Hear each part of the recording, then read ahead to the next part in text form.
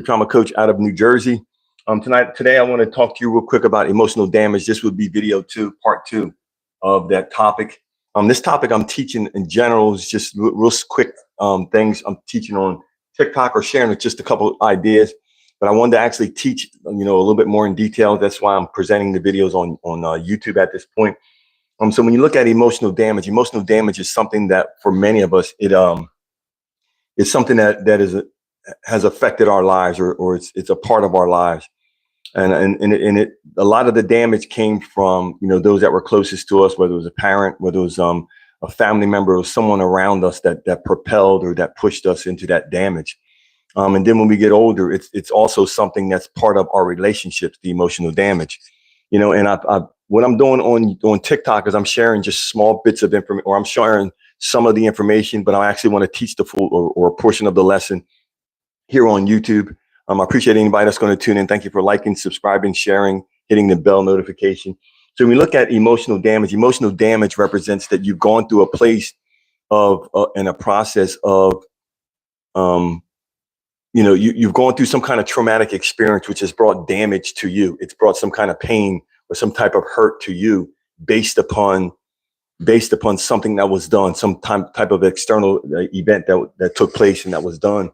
And with that external event, what happens a lot of times is it trains us, because a lot of these external events happen when we're really, really young. So it trains many of us to not to be able to navigate life in the way that we would want to.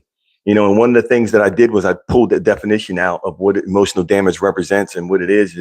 And the definition is emotional damage often manifests as difficulty trusting. And so one of the first keys with emotional damage, and we talked about that in video one, was the process of trusting. Are we able to learn, or are we able to trust other people or trust people?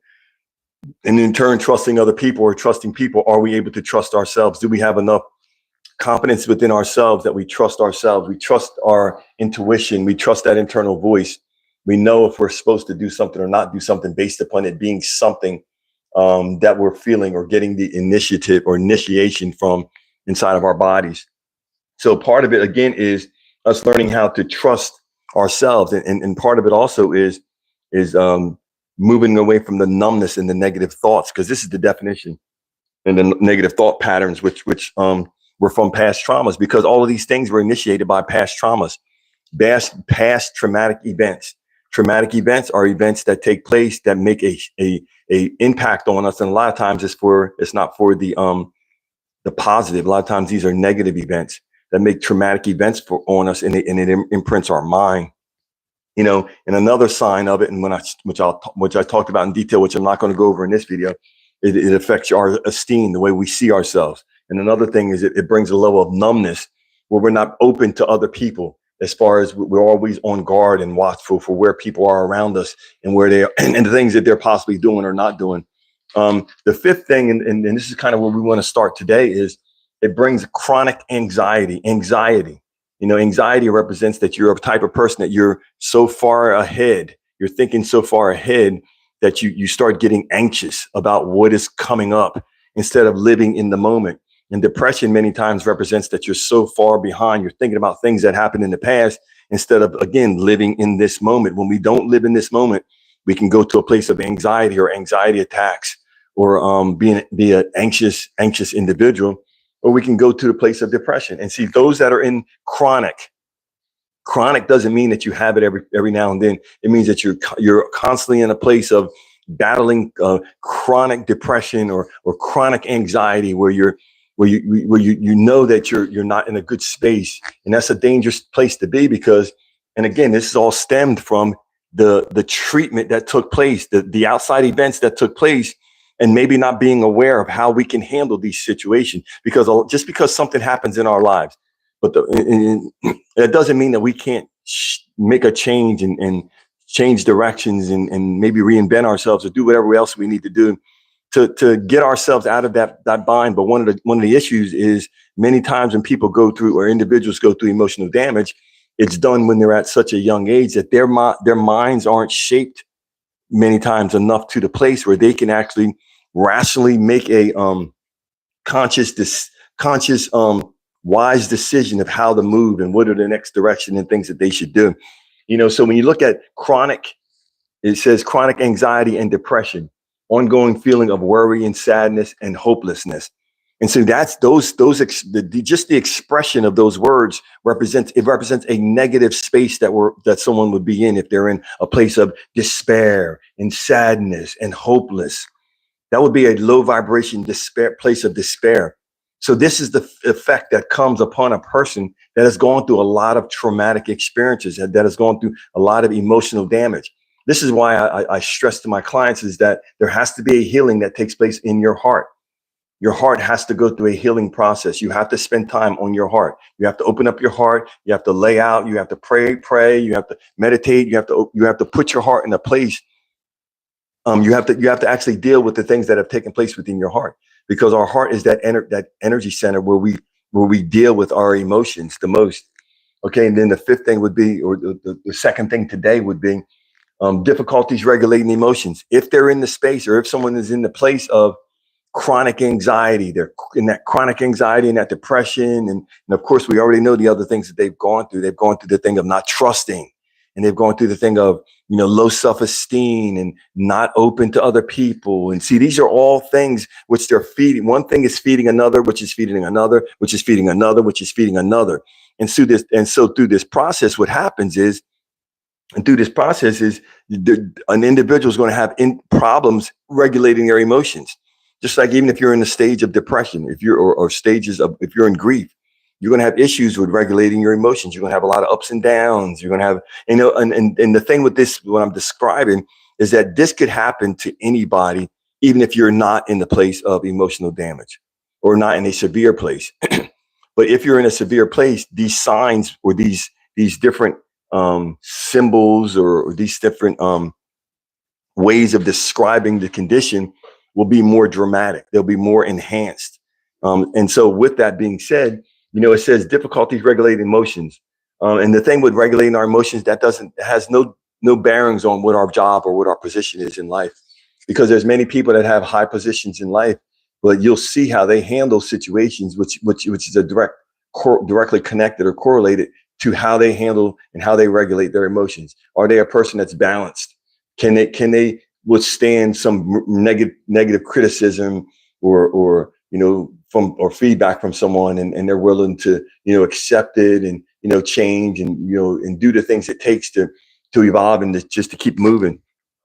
Because at some point, when we get when our self-image is in the place where it needs to be, we're not really concerned about what other people think. We're no longer focused on anybody else. We're focused on ourselves and how we can grow. Number three would be reluctant to form close relationships. An individual that is in the place of emotional wounds will be reluctant. Reluctant represents that it's something that they're choosing not to do. And part of the reason why they're choosing not to do it is because the people that they felt like they should be able to trust and they should be able to count on, the people that were in their lives from the beginning, were shown to be people that they could not count on and trust. So now they're meeting which people are strangers, and maybe there's somebody they're attracted to and they want to date and whatever. But it's going to be difficult for them to truly open up to that person and give them what they need, because they're not open. They're not an open person because they haven't found a safe space. And to me, I understand it. I'm not coming from a judgmental place when I'm talking about this. I'm saying this from the place of, it makes sense that they would be closed off to an extent because they haven't found safe spaces. If you don't find safe spaces, they were trained from a very young age not to, that there aren't safe spaces out there. And with those trust wounds, they're going to be afraid to be hurt. There's a part of them, but that's a part with many of us. If you're out here and you're meeting people and you're dating and you're trying to find your way, most of us, we're not sitting around walking around thinking that, oh, I want to be hurt. No, you don't want to be hurt. That's not part of it. That's not part of where most people are. That's why it's the whole thing of pulling back your emotion and not trusting people and all the little things that are going on that people do today. And if they don't call, I'm not going to call. And just all that stuff. Why? It's a form of protecting ourselves, instead of understanding that if we actually open up ourselves, that we might meet someone that's the same as us, that's open and that's honest and that's looking for a true place where they could join in with somebody. And so the second thing is and this is some of the things that a trust wound or trust or emotional damage, because it causes, when I was talking about trust, it causes trust issues. And some of the things that trust woundings cause as a result of the emotional damage is they don't trust themselves. And I mentioned that earlier. It's hard to trust others when we don't trust ourselves. We have to come to it. You're going to have to get to a place of trusting yourself, trusting that internal voice, trusting that intuition, believing the things that you're saying, or believing what you're feeling in your body, and that you know things that you should do versus what you shouldn't do, because you trust yourself. You find ways of not, and because we don't trust others, we'll find ways of not trust. We'll find ways because we don't trust ourselves, we'll find ways naturally not to trust others. And it'd be very easy. Just the smallest little symbol or sign that we see, oh, I can't trust them. And that's all based upon internal. It's all based upon their inners. They feel insecure and need a lot of external validation. When you meet these people, they're going to need a lot of external validation. They might present themselves as confident, but over a period of time, you're going to sense that this person needs a lot of external validation. That's why they're going to seek it from a lot of different individuals around them, because they don't have it within. Because again, it ties back to how I started this. The second thing I started this with is that they have a lower self-esteem. They are not really confident within themselves and see the importance of their own opinion of themselves. Third thing is that they don't feel safe. And why they don't feel safe is because they haven't had safe spaces. No one was safe in their environment. Their mother wasn't safe. Their father wasn't safe. Their parent wasn't safe. And a lot of these safety issues are sometimes based upon them going to, and I have an example. I had one client that I coached, and she told me about an experience that she went through where she was a young girl, her and her sister, and there was a person, a male around their family that was doing sex acts towards them. And through that process, what happened was her sister was a little bit older, and she was old enough to go to someone and tell them about it. But the problem is, when she went to the people to tell them about it, and they were part of some church organization, because this man was a minister, the people didn't receive what she said. They accused them of lying and all these different things. And, basically, the things that they were saying, it didn't matter because nobody wanted to hear it out or and they kind of brushed it aside and didn't really ever deal with it. And so at that point, as young women, they made a decision that they couldn't trust people, because the people closest to them, nobody came to their rescue. No one was there for them in their time of need. So because of that, they couldn't trust. They learned not to trust and not to rely on other people. So when someone is in the issue or in a trust wounding, they normally attract people who will not allow them to feel safe. They'll find people that will not give them a commitment, because it's what they're sowing, it's what they're planting, it's what they're putting out. So this is something, again, that, like I said in the very first video, this is something that all of us at some level or another has some type of an emotional damage that has taken place in our lives. It's just, to what degree is it? Are you on the scale? Because the scale is, let's say the scale is from 1 to 10. Are you a 0, which represents that you're at an extremely extreme rate where you're very, very damaged concerning emotional damage? Or are you a 10?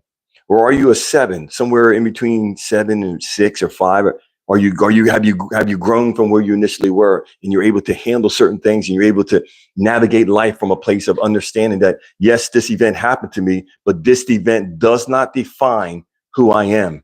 The event does not define who I am. The definition of who I am is not based upon a divorce, an abuse, and anything else that has taken place. Those are just traumas that have taken place within our lives. And through those traumas, my heart and my desire for you, and part of my mission on this earth, is that I might help you to come out, to pull you out of that trauma, out of that hardship, out of that pain, to a place of healing. Because the responsibility that I was placed on this earth to do is to help people to learn to heal themselves. And in process of helping them heal themselves, that they might find their purpose. And in the process of them finding their purpose, that they would fulfill their destiny, and that they would live a happy life in the process of fulfilling their destiny. That's my thought for you for today. This is Arnold Austin. Like I always say, I believe in you. You got to believe in yourself. Like I always say, again, I believe in you. You got to believe in yourself. Hit the bell notification, like, subscribe, and share this video. Appreciate each and every one. You have a great day. Talk to you soon.